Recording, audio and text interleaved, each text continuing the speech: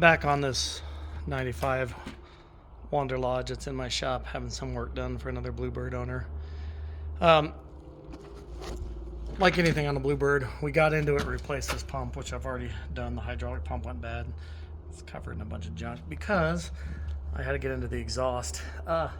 He had an exhaust wrap that was on here, and with the water that was coming down through the chute from the roof down the exhaust, it was saturating that and causing it to rot. In the last video I talked about, this is the new tube that I had made in stainless. This was completely rotted out here, and it was rotted out here, and then after I did the video on the seam, we found out it was split all the way. That pipe was trashed. Of course, all that hot air was blowing onto the insulation. So I'm gonna pull off all this insulation and redo it. Same thing with the roof, it's all destroyed. But of course, once we got into here, the ball and joint coupling here was trashed. Still waiting for the exhaust clamps to come in. I got 2 of them, band clamps. I don't like the way they fit. Wanted to redo that.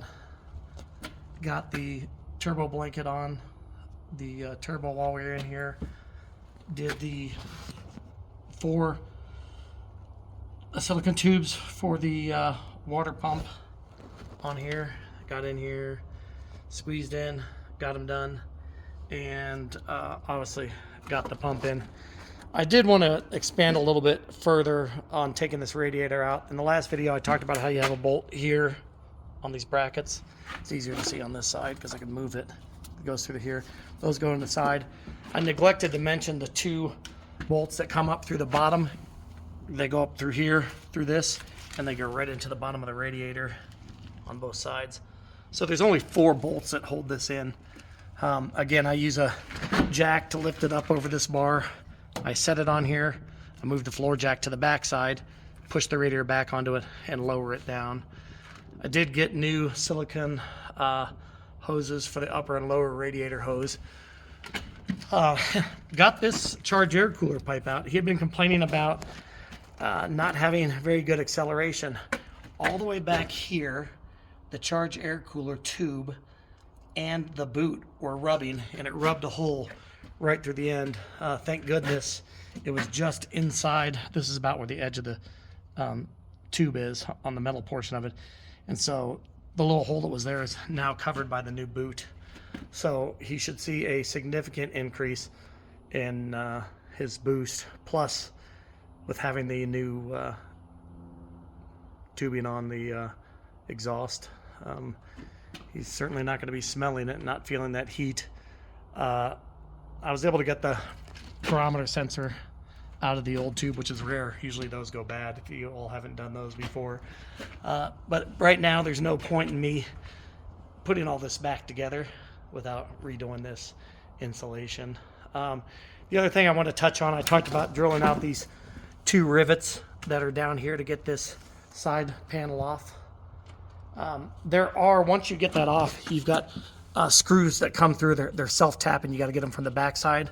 There's 2 there, and there's 3 on this side. Those are a pain in the butt to get off, but once you get them off, they're okay. And then once you have that out, you're going to have a piece of metal trim.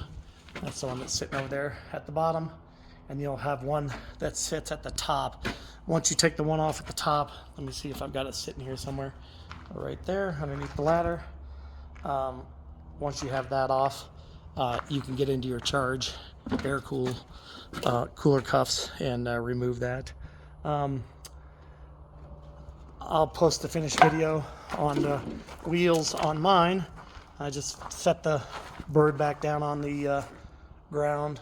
I took the all the wheels off, redid the shocks, and had the wheels polished. It's hard to tell in the video. These things turned out amazing. So when I was in there, I took advantage of the inspection ability to look at lugs. I have replaced some lugs. I did find a different series of lug that are deeper than the ones that were on here, which I'll get into. These are the ones that we're on, but once you get those lugs in there, there's not much bite to get a 1.5 inch socket. So I went out and got lugs that are taller. Same threading, but they're just taller. But it's a pain if you guys have never done these to get them off. But I'll show you an update on both this bus and mine when I'm done.